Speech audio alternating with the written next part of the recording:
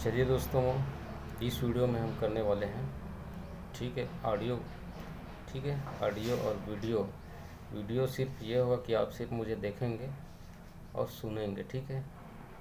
और हम करने जा रहे हैं आजीविका, ठीक है, एडीओ के लिए आजीविका का वन लाइनर और वस्तुनिष्ठ, ठीक है, उस टाइप के प्रश्न करेंगे, ठीक।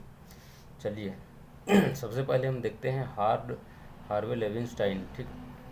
हार्वे लेविनस्टाइन इन्होंने कहा था कि भाई अल्प विकसित देशों में लगभग 70 से 90% जो जनसंख्या है, ठीक है, वो ग्रामीण एवं आर्थिक रूप से पिछड़े क्षेत्रों में निवास करती है, ठीक। कितना प्रतिशत जनसंख्या? 70 से 90% जो जनसंख्या है वो ग्रामीण एवं आर्थिक रूप से पिछड़े क्षेत्रों में निवास करती है तथा वह कृषि पर निर्भर है ना। ये किसने कहा था? हार्वे लेविनस्टाइन ने, ठीक। उसके बाद हम आगे बढ़ते हैं तो ग्रामीण भारतीय ग्रामीण अर्थव्यवस्था की प्रमुख अगर विशेषताओं की बात करें, ठीक, तो उनमें कौन कौन सी अपनी जो ग्रामीण अर्थव्यवस्था है उसके अंतर्गत आता है, ठीक। तो भारतीय ग्रामीण अर्थव्यवस्था की प्रमुख विशेषताएं क्या है या उसकी महत्व क्या है, ठीक है, तो या फिर उसके बारे में उसकी क्या खासियत है, ठीक है, ये आपको पूछ रहा है। तो यहाँ ये बताना है वो अल्प विकसित है, ठीक है। आधारभूत संरचना का अभाव है ना हमारे ग्रामीण भारतीय अर्थव्यवस्था में। भारतीय ग्रामीण अर्थव्यवस्था की जहाँ तक बात है, अल्प विकसित है, आधारभूत संरचना का अभाव है, ठीक, और अल्प औद्योगिक विकास हुआ है, औद्योगिक विकास अच्छे से नहीं हो पाया है, कृषि पर निर्भरता है, अभी भी पूंजी का अभाव है, ठीक है, और पहले से जो चले रूढ़िवादी संस्कृति, ठीक, शिक्षा एवं प्रशिक्षण संस्थानों का अभाव है, गरीबी एवं बेरोजगारी है, यातायात सुविधाओं का भी अभी भी माल को इधर से वहाँ, वहाँ से यहाँ ले जाने की यातायात सुविधाओं का क्या है? कमी है, ठीक है दोस्तों। अब थोड़ा सा तबीयत खराब है, जुकाम हो गया है, ठीक है, इस कारण थोड़ा बोलने में भी थोड़ा मेहनत लग रहा है, ठीक। तो भारतीय ग्रामीण अर्थव्यवस्था की हमने प्रमुख विशेषता देखी। अल्प विकसित है वो, आधारभूत संरचना का अभाव है, अल्प औद्योगिक विकास हुआ है, कृषि पर निर्भरता है ना, पूंजी का अभाव है, और वही रूढ़िवादी संस्कृति है, पहले से करते आ रहे हैं उसी तरह अभी कर रहे हैं। शिक्षा एवं प्रशिक्षण का अभाव है, गरीबी एवं बेरोजगारी का अभाव, गरीबी एवं बेरोजगारी है, ठीक, यातायात सुविधाओं की कमी है। तो यह भारतीय ग्रामीण अर्थव्यवस्था की प्रमुख विशेषता, ठीक है। एक और वैज्ञानिक देख लेते हैं हम, बेंजामिन हिंगिस, ठीक। बेंजामिन हिंगिस इन्होंने कहा था कि पूंजी का संचय आर्थिक विकास के लिए बहुत आवश्यक है, ठीक है, यानी पूंजी को संग्रहण करके रखना चाहिए, इसका आर्थिक विकास में बहुत महत्वपूर्ण है, ये आर्थिक विकास के लिए बहुत महत्वपूर्ण है। ये अर्थव्यवस्था जो है वो चाहे अमेरिका की भांति पूंजीवादी हो या रूस की भांति साम्यवादी अर्थव्यवस्था, आर्थिक विकास बिना पूंजी के संभव नहीं है। यह कथन किसका है? ऐसा प्रश्न आ सकता है, तो ये कथन है बेंजामिन हिंगिस का। इन्होंने कहा था, बेंजामिन हिंगिस ने ये कथन कहा था, ठीक। अगला प्रश्न करते हैं। अब भारतीय कृषि की प्रमुख विशेषता, हमने भारतीय ग्रामीण अर्थव्यवस्था की प्रमुख विशेषता देखा, अब हम देखेंगे भारतीय कृषि की प्रमुख अर्थव्यवस्था, ठीक, प्रमुख विशेषताएं, ठीक है, अपनी भारतीय कृषि की। तो यहाँ पे अभी भी पूंजी का क्या है? अभाव है, निर्धनता का दुष्चक्र अभी भी चल रहा है अपने यहाँ, निर्धनता का क्या दुष्चक्र। जोतों का जो आकार है वो क्या है? छोटा है, खेत हमारे यहाँ छोटे छोटे होते हैं, सिंचाई साधनों का अभी भी क्या है? अभाव है, निम्न उत्पादकता, और अभी भी बहुत ही उत्पादन कम होता है, ठीक है। हालांकि उत्पादन अभी बढ़ रहा है मशीनों वगैरह होने से, लेकिन अभी भी भारतीय कृषि की प्रमुख विशेषता यही सब चीज़ें हैं।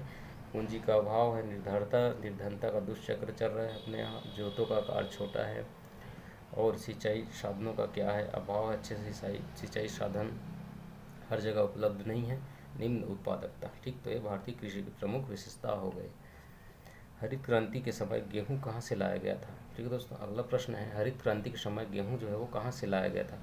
तो एक देश है मैक्सिको, ठीक, एक देश है मैक्सिको, वहाँ से गेहूं लाया गया था।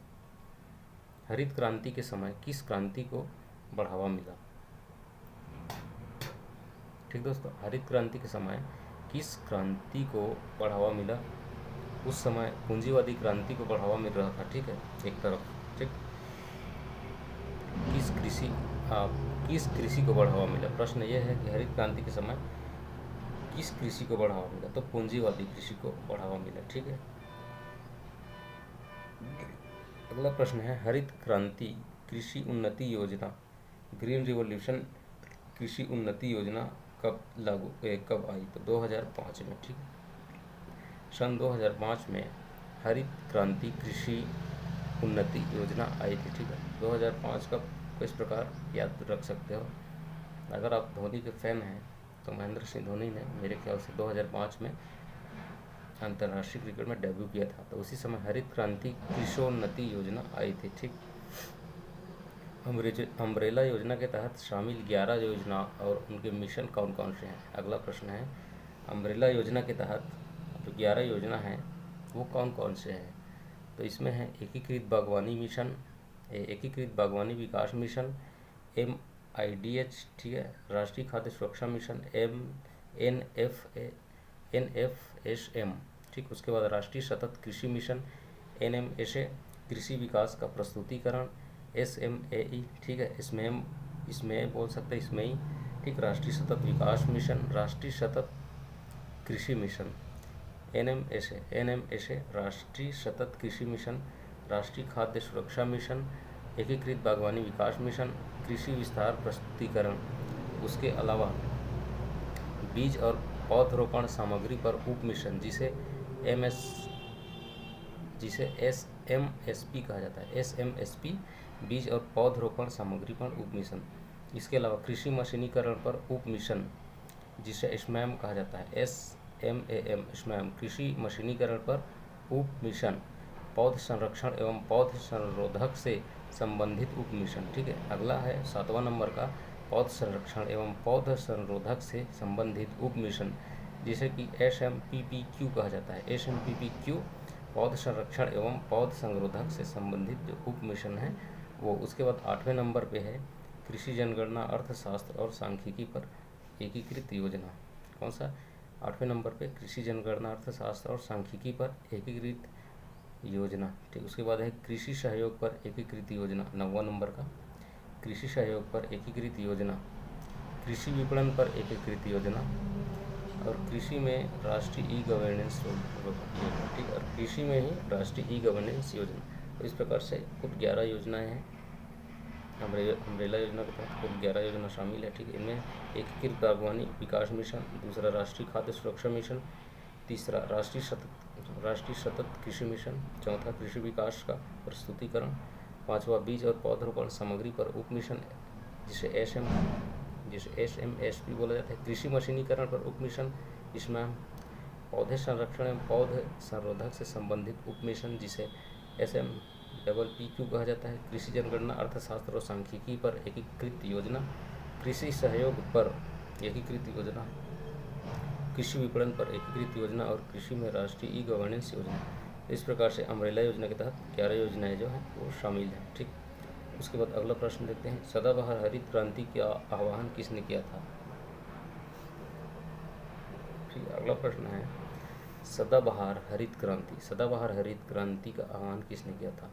तो डॉक्टर M.S. स्वामीनाथन। ठीक, डॉक्टर M.S. स्वामीनाथन ने इसका आह्वान किया था। धवल क्रांति, श्वेत क्रांति और ऑपरेशन फ्लड ये किससे संबंधित है? तो ये दूध उत्पादन से संबंधित है। ऑपरेशन फ्लड को लॉन्च किया, ऑपरेशन फ्लड को किसने लॉन्च किया था? तो इसे यूनाइटेड नेशन डेवलपमेंट प्रोग्राम अर्थात UNDP and food and agriculture ने लॉन्च किया था ऑपरेशन फ्लड को, UNDP and food and agriculture में। ठीक, doctor Verghese Kurien Indian dairy corporation की स्थापना की। किसने? तो डॉक्टर वर्गीस कुरियन जो है, कुरियन इंडियन डेयरी कॉरपोरेशन की स्थापना इन्होंने की थी, डॉक्टर वर्गीस कुरियन ने। Woman dairy cooperative leadership programme, woman dairy cooperative leadership programme WDSCLP कब चलाया गया था? तो 1995 में। ठीक, 1995 में 1995 में woman dairy cooperative leadership programme चलाया गया था। भारत सरकार ने कृषि मशीनीकरण पर उप मिशन SMAM योजना कब लॉन्च किया था? तो जो हम अम्ब्रेला के अंतर्गत जो बताए थे SMAM, वो है कि भारत सरकार ने कृषि मशीनीकरण पर उप मिशन जो योजना है SMAM उसे कब लॉन्च किया था? तो इसे लॉन्च किया था 2014-15 में, सन 2014-15 में, जब 2000 में क्या था, अच्छा, पीएम नरेंद्र मोदी पीएम बने थे उस समय ये चालू हुआ था। ठीक। हाल ही में प्रधानमंत्री ने समग्र भारत में कीटनाशकों का छिड़काव करने हेतु कितने किसान ड्रोन की शुरुआत की है? कितने किसान ड्रोन, किस लिए? ताकि समग्र भारत में कीटनाशकों का छिड़काव किया जा सके। तो इसके लिए लगभग 100 ड्रोन शुरुआत किया है, लगभग 100। ठीक है। पीएम ने रासायनिक मुक्त खेती को बढ़ावा देने के लिए शुरुआत की, किसकी शुरुआत की? तो एक किसान ड्रोन यात्रा की शुरुआत की है। किसकी? किसान ड्रोन यात्रा। मुक्त खेती को बढ़ावा देने के लिए किसान ड्रोन यात्रा शुरू किया गया है। गरुड़ एरो स्पेस ने कितने ड्रोन विकसित करने का लक्ष्य रखा है? तो एक है गरुड़ एरोस्पेस, इन्होंने 1 लाख ड्रोन विकसित करने का लक्ष्य रखा है। 1 लाख ड्रोन। स्वामित्व योजना के तहत ड्रोन तकनीक के माध्यम से भूमि अभिलेखों का दस्तावेजीकरण किया जाता है। और ये जो ड्रोन है तकनीक है, इसके माध्यम से भूमि अभिलेखों का क्या किया जाता है? दस्तावेजीकरण किया जाता है। भारत में 20वीं पशु जनगणना के अनुसार देश में कुल पशुधन की आबादी कितनी है? ठीक है, 20वीं जनगणना जो हुआ था भारत में, उसके अनुसार भारत में पशु की कुल आबादी कितनी है? पशुओं के तो 535.78। ठीक है, 535.78 मिलियन है। 535.78 मिलियन पशु हैं हमारे यहाँ इंडिया में। ठीक। इस पशुधन जनगणना में वर्ष 2018 की जनगणना की तुलना में 4.6 यानी 4.6% की वृद्धि हुई है। ठीक है। ठीक। तो इस पशुधन की जो जनगणना हुआ है वर्ष 2018 की जनगणना की तुलना में अभी जो पशु जनगणना आई है उसमें 4.6% की वृद्धि हुई है, 4.6% की। ठीक। सरकार का लक्ष्य है वर्ष 2022 तक किसानों की आय को दोगुना करना, ये तो सभी को पता होगा। पशुपालन अवसंरचना विकास कोष अहिड, ठीक, अहिड पशु संरचना विकास कोष AHIDF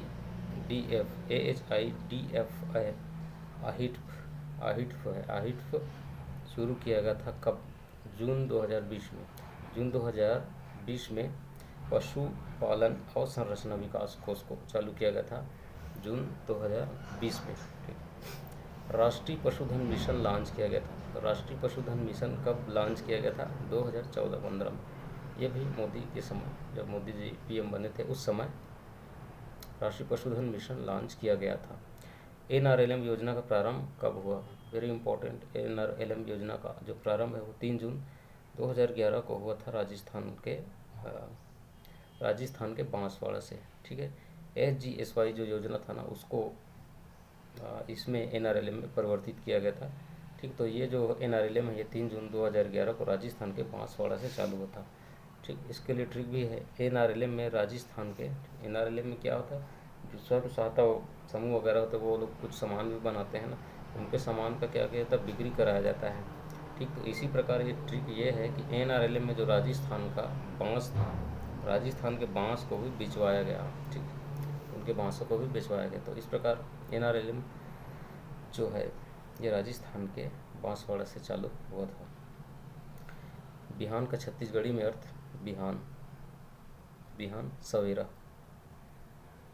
स्वयं सहायता समूह की सदस्य संख्या न्यूनतम 10 और अधिकतम 15 होनी चाहिए। न्यूनतम 10 और अधिकतम 15 सदस्य स्वयं सहायता समूह में होना चाहिए। ग्राम संगठन में समूह की सदस्य संख्या, अब ग्राम संगठन जो बनता है वो समूह से ऊपर होता है। ठीक है। समूह से बड़ा जो संगठन होता है ग्राम संगठन, उसमें कम से कम 6 और अधिकतम 20 जो है समूह की संख्या होनी चाहिए, समूह की सदस्य संख्या। ठीक है। यानी 6 कम से कम समूह हो या फिर 20 समूह स्वयं सहायता समूह होने चाहिए एक ग्राम संगठन में।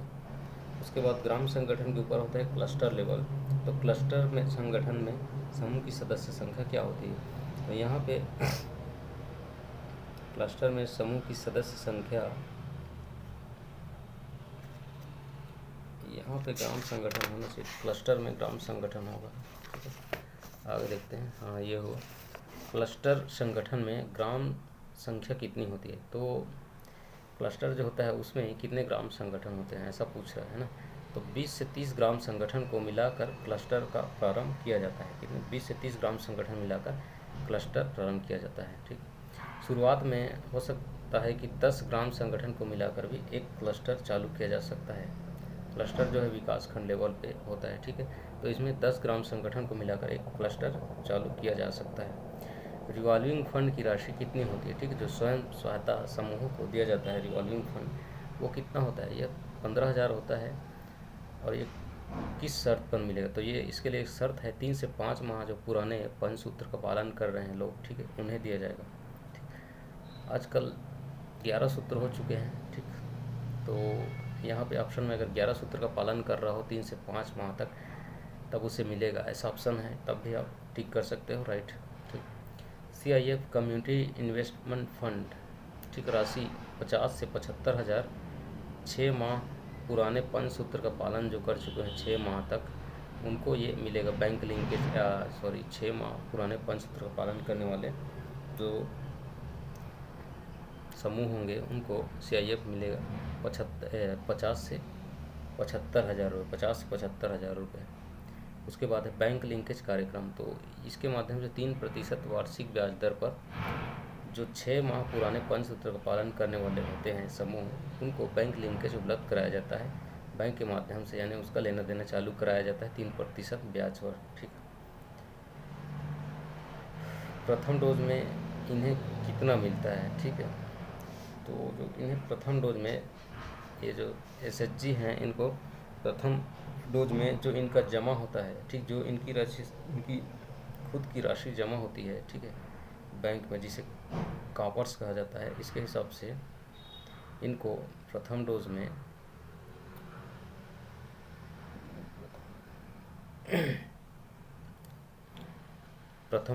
इन्हें खुद की जमा राशि का कितना गुना मिलता है? तो इनके जो कॉपर्स होता है इसका 6 गुना या न्यूनतम 1 लाख रुपए मिलेगा ये। ठीक है, जिसकी वापसी इन्हें 6 से 12 माह यानी अर्धवार्षिक करनी है। ठीक है, 6 से 12 माह के अंदर इन्हें करना ही है। द्वितीय डोज दूसरी बार इन्हें कब मिलेगा?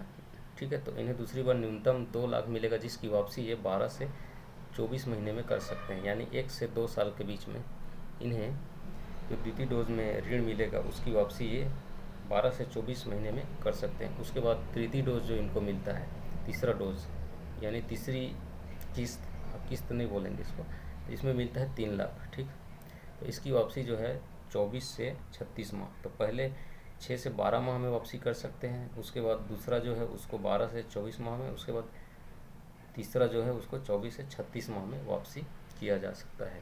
ठीक, ये जो डोज हैं, ठीक, बैंक लिंकेज के अंतर्गत जो इन्हें राशि प्राप्त होगी, जो ये ऋण लेंगे, ठीक, तो इनकी जो बैंक में जितना जमा होगा उसके हिसाब से उसी के कूड़ा करके इन्हें उसी के गुने के हिसाब से इन्हें मिलेगा। ठीक, तो यहाँ बोला 6 गुना या न्यूनतम 1 लाख पहले में। ठीक है, पहली डोज में, दूसरी डोज में 2 लाख, तृतीय डोज में 3 लाख। ठीक, मनरेगा वाला प्रश्न है, मनरेगा अधिनियम 2005, ठीक, मनरेगा अधिनियम 2005 जो है 7 सितंबर 2005 को जारी की गई। ठीक, मनरेगा अधिनियम 2005 की धारा 4 की उपधारा 1 के अंतर्गत मनरेगा जो है 2 फरवरी 2006 से लागू होता है। कब? 2 फरवरी 2006 से मनरेगा जो है लागू होता है, प्रथम चरण। ठीक है, मनरेगा अधिनियम था 2005।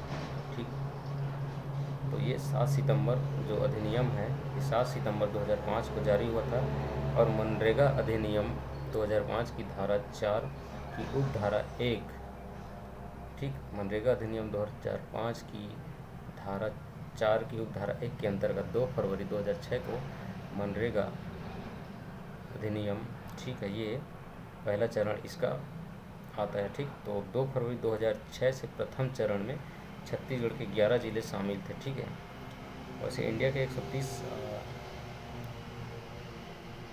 चलो उसको बाद में देखेंगे। इसमें इंडिया के छत्तीसगढ़ के 11 जिले शामिल थे, जिनमें थे बस्तर, ठीक है, बस्तर, बिलासपुर, दंतेवाड़ा, धमतरी, जसपुर, कांकेर, कबीरधाम, कोरिया, रायगढ़, राजनांदगांव एवं सरगुजा। कोरिया, रायगढ़ है, राजनांदगांव है और सरगुजा है। ठीक, इन जगहों पर। उसके बाद 1 अप्रैल 2007 से छत्तीसगढ़ के 4 जिलों को इसमें शामिल किया गया, रायपुर, जांजगीर, कोरबा एवं महासमुंद को, ठीक है।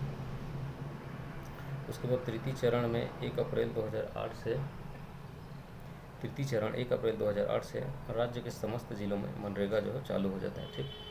अगला प्रश्न चलते हैं। छत्तीसगढ़ राष्ट्रीय ग्रामीण बेरोजगारी भत्ता नियम, ठीक, 2013 में लागू हुआ, ठीक है। जो मनरेगा में बेरोजगारी भत्ता मिलता है वो नियम 2013 में लागू किया गया था, ठीक। छत्तीसगढ़ ग्रामीण रोजगार गारंटी शिकायत निवारण नियम, ठीक, इसके लिए नियम भी है निवारण के लिए, 2012 में इसे बनाया गया था, ठीक है। तो बेरोजगारी भत्ता नियम से पहले उसकी शिकायत निवारण के लिए नियम बना दिया गया था। जो ग्रामीण रोजगार गारंटी अधिनियम है उसमें शिकायत के लिए सन 2012 में, ठीक। मनरेगा की धारा 27 में शिकायतों के निवारण के लिए 17 लोकपालों की नियुक्ति का प्रावधान है, ठीक है। कितने? 17 लोकपाल, ठीक। लोकपाल द्वारा राज्य स्तर पर त्रिस्तरीय अपीली प्राधिकरण का गठन किया गया। कितने स्तरीय? 3 स्तरीय। भारतीय कृषि अनुसंधान केंद्र कहाँ पर है? तो नई दिल्ली में है, वहाँ पे पूसा नामक जगह है, वहाँ पे। कृषि श्रमिक हेतु बोनस एक्ट कब पारित हुआ था? कृषि श्रमिकों के लिए बोनस एक्ट पारित हुआ था सन 1965 में। सन 1965 में कृषि श्रमिकों के लिए बोनस एक्ट पारित किया गया था, 1965 में। भारत में प्रथम कृषि विश्वविद्यालय की स्थापना कब हुई थी? तो सन 1960 में हुआ था, सन 1960 में, ठीक है, पारित हुआ था। भारत में स्थापना हुई थी प्रथम कृषि विश्वविद्यालय की, ठीक, जो शायद पंतनगर में स्थापित हुआ था। छत्तीसगढ़ पशुधन विकास एवं पशु प्रजनन नीति तैयार करने वाला देश में कितने नंबर का है? पशुधन नीति और विकास पशु प्रजनन नीति जारी करने वाला छत्तीसगढ़ का स्थान कितना है देश में? छत्तीसगढ़ है तीसरे नंबर पर, छत्तीसगढ़ तीसरे नंबर में आता है। 20वीं जनगणना 2019 के अनुसार राज्य में पशुधन की संख्या बताना है। इससे पहले हमने वहाँ पे जो जनगणना आपको बताया था, पशु जनगणना, उसमें हमने मिलियन में बताया था कुछ, ठीक है, 535.78 मिलियन ऐसे टाइप का है ना। अभी यहाँ पे पूछ रहा है 20वीं जनगणना 2019 के अनुसार राज्य में पशुधन की संख्या 1.59 करोड़ है, यानी 1,59,00,000, यानी ऐसे फिगर में 1,59,00,000 हैं, ठीक है। छत्तीसगढ़ में 2019 की 20वीं जनगणना के अनुसार, ठीक, 1,59,00,000 पशु जनगणना, ठीक। NRLM हेतु आर्थिक सहायता कौन प्रदान करती है? तो NRLM के लिए जो विश्व बैंक है वो NRLM में ये है सहायता प्रदान करता है, आर्थिक सहायता, ठीक। ग्रामीण विकास मंत्रालय ने NRLM की शुरुआत की कब? NRLM की शुरुआत ग्रामीण विकास मंत्रालय ने कब की? दोस्तों यहाँ पे प्रश्न में कुछ गलत आंसर दिया है इसका। यहाँ पे 1911 लिखा है, जबकि यहाँ पे लिखना चाहिए था NRLM की शुरुआत तो 2011 में हुआ था, 3 जून 2011 में। यहाँ पे 1911 लिख दिया, ठीक, तो आप 2011 रखिए, 3 जून 2011 को NRLM की शुरुआत हुई थी, ठीक। ग्रामीण विकास खादी तथा ग्रामोद्योग योजना के अंतर्गत, खादी और ग्रामोद्योग योजना के अंतर्गत छत्तीसगढ़ में सेवा क्षेत्र में सेवा क्षेत्र हेतु अगर आप कुछ उद्योग चालू करना चाहते हैं सेवा क्षेत्र में, तो अधिकतम आपको 10 लाख रुपए राशि प्राप्त होगी, ठीक है। कितना? 10 लाख रुपए की राशि आपको प्राप्त होगी। खादी तथा ग्रामोद्योग के तहत ऋण को ब्याज सहित कितने समय में वापस करना, जिसे आपको 7 वर्ष में वापस करना होगा, ठीक। राष्ट्रीय लघु उद्योग निगम की स्थापना, अब एक और आता है, राष्ट्रीय लघु उद्योग निगम की स्थापना कब हुई? तो ये 1958 में राष्ट्रीय लघु उद्योग निगम की स्थापना हुई थी। सन 1958 में राष्ट्रीय लघु उद्योग निगम की स्थापना की गई थी। महिला स्व सहायता समूह का प्रादुर्भाव किस देश से हुआ था? अपना पड़ोसी बांग्लादेश जो है वहाँ से मकबूल हुसैन या महबूल हसन नाम का कोई व्यक्ति था, ठीक है। एक समूह में न्यूनतम सदस्य शुल्क होना चाहिए, तो एक समूह में न्यूनतम कम से कम 10 रुपये सदस्यता शुल्क लगता है, कम से कम 10 रुपये। हमारे जो देश में है सहकारिता का प्रारंभ कब हुआ था? तो अपने देश में 1904 में सहकारिता का प्रारंभ हुआ था। सन 1904 में सहकारिता प्रारंभ हुआ था 1904 में, ठीक, 1904 में। फिर देश में सहकारी सोसाइटी अधिनियम कब आया था? तो जो हमारे यहाँ सबसे पहले क्या हुआ था, विश्वविद्यालय स्थापित हुआ था ना, कृषि विश्वविद्यालय 1960 में। इसी समय सहकारी सोसाइटी अधिनियम भी आया 1960 में, ठीक। प्राथमिक कृषि साख समितियों को अधिकतम ऋण प्रदान किया जाता है 5 लाख तक, ठीक। प्राथमिक कृषि साख समितियों को अधिकतम 5 लाख तक ऋण, या ये 5 लाख तक ऋण देते हैं, ठीक। राजराजेश्वरी करुणा माता हथकरघा प्रोत्साहन पुरस्कार योजना, तो ये जो छत्तीसगढ़ में दिया जाता है राजराजेश्वरी करुणा माता हथकरघा प्रोत्साहन पुरस्कार योजना, हथकरघा के क्षेत्र में, जिसका पूर्व नाम था दीनदयाल उपाध्याय पुरस्कार योजना, ठीक, इसका नाम बदल दिया गया है। तो इसकी शुरुआत जो है सन 2012 में हुआ था, जिसका नाम 2020 में बदल दिया गया है, ठीक। अब इसे राजराजेश्वरी करुणा माता हथकरघा प्रोत्साहन पुरस्कार योजना बोला जाता है, ठीक। पहले इसका नाम दीनदयाल उपाध्याय पुरस्कार था। शुरुआत हुआ था सन 2002 से, ठीक, नाम बदला 2020 में। अगला प्रश्न, स्फूर्ति योजना का प्रारंभ कब हुआ? तो भाई स्फूर्ति MS धोनी में क्या था, बहुत स्फूर्ति था MS धोनी में, जिसने 2005 में डेब्यू किया, ठीक। तो स्फूर्ति योजना का प्रारंभ हुआ था सन 2005 में, ठीक, सन 2005 में।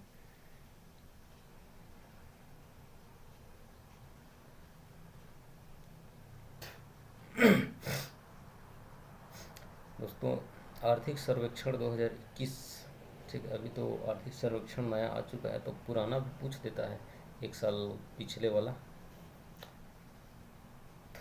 चाहो तो अब याद रख सकते हो। मनरेगा में पंजीकृत जो परिवार हैं सितंबर 2021 तक, वो कितना था? तो 39.81 लाख, ठीक है, 39.81 लाख लोग मनरेगा में पंजीकृत परिवार थे सितंबर 2021 में।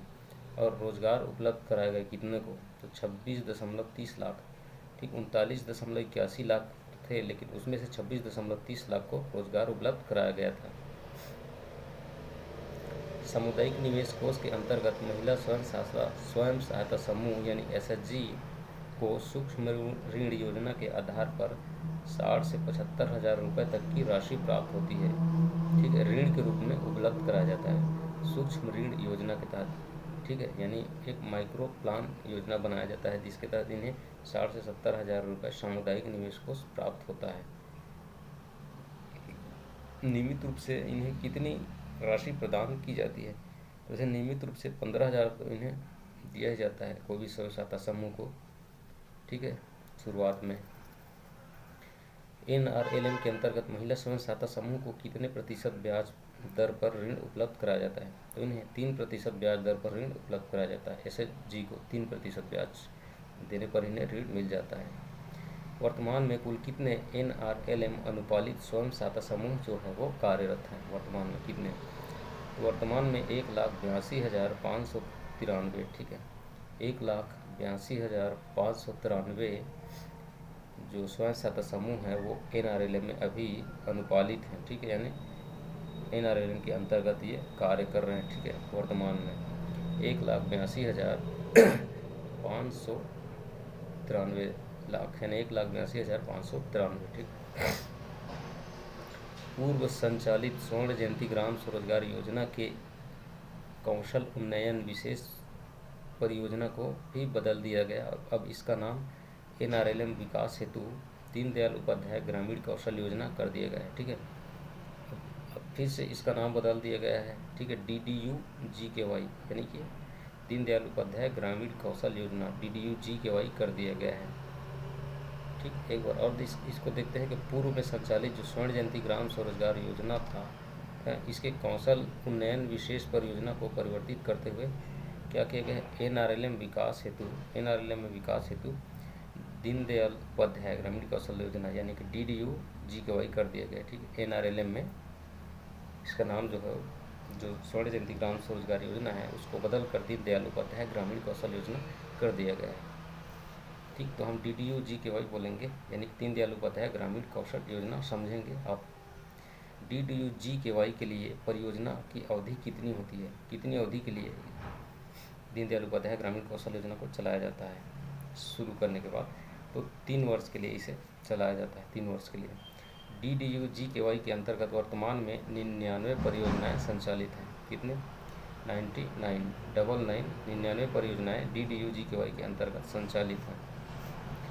रोशनी कार्यक्रम भारत सरकार द्वारा चयनित एजेंसी द्वारा 15 से 35 वर्ष के युवाओं के कौशल उन्नयन के लिए या उनके प्रशिक्षण के लिए चलाया जाता है रोशनी कार्यक्रम। रोशनी कार्यक्रम शायद खासकर जो नक्सल प्रभावित एरिया है उन क्षेत्रों में ये चलाया जाता है खासकर, ठीक है। तो ये रोशनी कार्यक्रम जो भारत सरकार द्वारा चयनित कोई एजेंसी होता है उसके द्वारा, इसमें जो है 15 से 35 आयु वर्ग के युवाओं का चयन किया जाता है उनका कौशल उन्नयन के लिए, ठीक। अगला प्रश्न, लगभग 15,000 युवाओं को है। अब इसी के अंतर्गत रोशनी कार्यक्रम के ही अंतर्गत लगभग 15,000 युवाओं को आगामी 3 वर्षों में प्रशिक्षण देने का लक्ष्य रखा गया है। इसके अंतर्गत 50% महिलाओं के लिए सीट जो है वो आरक्षित है, ठीक है, रोशनी कार्यक्रम के अंतर्गत। और ये जो है अपने छत्तीसगढ़ के 8 जिलों में संचालित है, ठीक। ये 8 जिले कौन कौन से हैं जहाँ रोशनी कार्यक्रम चल रहा है? तो बस्तर के सभी 7 जिले प्लस बलरामपुर, ठीक है, प्लस बलरामपुर जो सरगुजा संभाग का है, और बस्तर संभाग के सभी जिले, यहाँ पे रोशनी कार्यक्रम संचालित है। और वर्तमान में कुल 28 परियोजनाएं रोशनी कार्यक्रम के अंतर्गत चलाई जा रही हैं, ठीक। अब देखते हैं RSETI, ठीक है। ये RSETI है rural self employment running institute, ठीक। RSETI rural self employment running institute, ठीक है। वर्तमान में प्रदेश के अविभाजित जो 18 जिले थे, ठीक है, उनमें संबंधित बैंक द्वारा RSETI केंद्र स्थापित किया जा रहा है, ठीक है।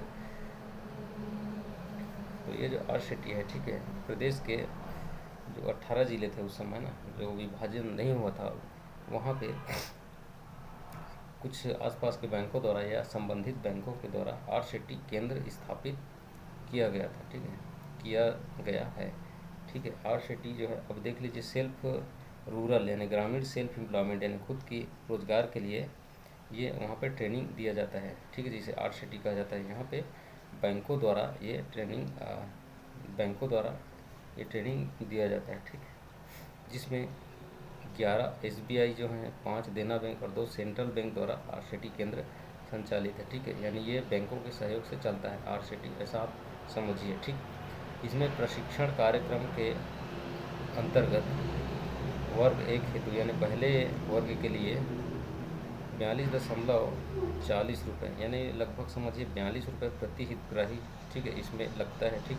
उसके बाद वर्ग 2 हेतु 36.50 पैसे प्रति हितग्राही के हिसाब से लगता है, ठीक है, 36.50 पैसे। उसके बाद वर्ग 3 हेतु 30.20 पैसे प्रति हितग्राही के हिसाब से लगता है, ठीक। तो ये RSETI कार्यक्रम के अंतर्गत जो प्रशिक्षण दिया जाएगा, इसमें वर्ग 1 हेतु 42.40 प्रति हितग्राही के हिसाब से, ठीक, प्रशिक्षण कार्यक्रम में। उसके बाद दूसरे वर्ग में 36.50 पैसे यानी 36 रुपया 50 पैसा लगता है प्रति हितग्राही के हिसाब से। उसके बाद वर्ग 3 में 30 रुपये और 20 पैसा प्रति हितग्राही के हिसाब से, ठीक। अब तक कुल 93,554, ठीक, अब तक कुल 93,554 स्वरोजगारियों को RSETI के तहत प्रशिक्षण प्रदान किया गया है। कितना? 93,554, ठीक है, 93,554, ठीक है, 93,554 स्वरोजगारियों को प्रशिक्षण प्रदान किया गया है, ठीक, RSETI के अंतर्गत। RSETI जो ये कौन चलाते हैं? बैंक्स चलाते हैं, ठीक है। प्रधानमंत्री ग्राम गौरव पथ योजना की शुरुआत कब हुई? तो सन 2012-13 में। इसके लिए हमने एक ट्रिक बनाया। प्रधानमंत्री ग्राम गौरव पथ योजना की शुरुआत 2012 और 13 में हुई थी। इसके लिए ट्रिक क्या है? इसके लिए ट्रिक है, प्रधानमंत्री ने ग्राम गौरव पथ का निर्माण बरतरी किया। बरतरी यानी कि जो बरगद का पेड़ होता है, तरी यानी उसके नीचे, यानी उसके तली में उसके नीचे में, बर के नीचे में, ठीक, ज़मीन के नीचे नहीं बोल रहा। तो प्रधानमंत्री ने ग्राम गौरव पथ का निर्माण बरतरी कराया है। बर से हो जाएगा 12 और तरी से हो जाएगा 13। इस प्रकार प्रधानमंत्री ग्राम गौरव पथ योजना सन 2012-13 से चालू किया गया था। नेक्स्ट क्वेश्चन, विधायक आदर्श ग्राम योजना की शुरुआत कब हुई थी? विधायक आदर्श ग्राम योजना 1 अप्रैल 2015 से चालू किया गया था। कब? 1 अप्रैल 2015 से विधायक आदर्श ग्राम योजना चालू किया गया था। ठीक है, इससे जस्ट 1 साल पहले आई गॉट मैरिड। ठीक है, आई गॉट मैरिड इन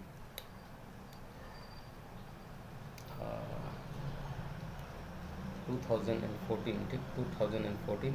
ठीक है, इन 2015 दिस योजना गॉट आउट।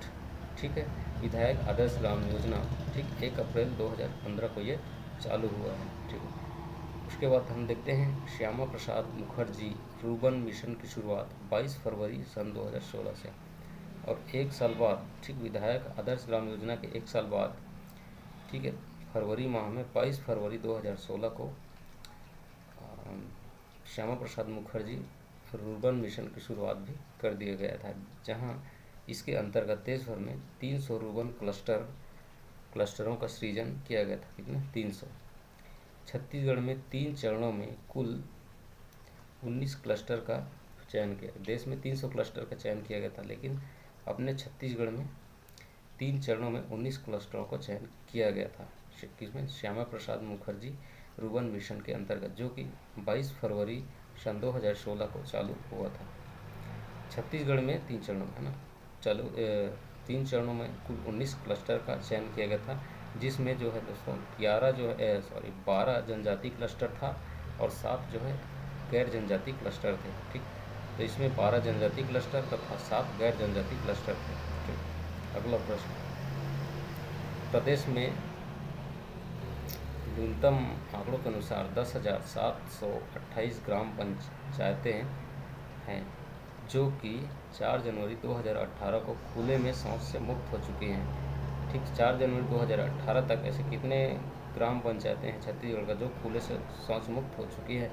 ये है 10,728 ग्राम पंचायतें। अगर आपसे पूछे कि सन 4 जनवरी 2018 तक खुले में शौच मुक्त हो चुके थे। ठीक, अगला प्रश्न है, राज्य सरकार द्वारा प्रदेश के युवाओं की क्षमता में वृद्धि करने के लिए युवा क्षमता विकास योजना कब प्रारंभ की गई थी? ठीक, तो राज्य सरकार द्वारा प्रदेश के युवाओं की क्षमता में वृद्धि करने के लिए युवा क्षमता विकास योजना जो है वो प्रारंभ किया गया था। ठीक है, युवा क्षमता योजना उनकी क्षमता विकास करने के लिए।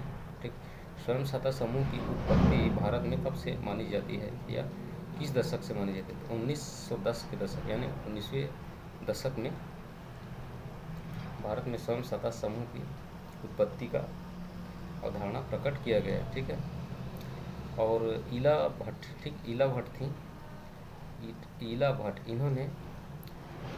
इन्होंने क्या गठित किया था? सेवा मीन्स क्या होता है? Self employed women association. ठीक है, जो ईला भट्ट हैं इन्होंने एक संगठन बनाया था सेवा, जिसका नाम था सेल्फ एम्प्लॉयड वुमेन एसोसिएशन।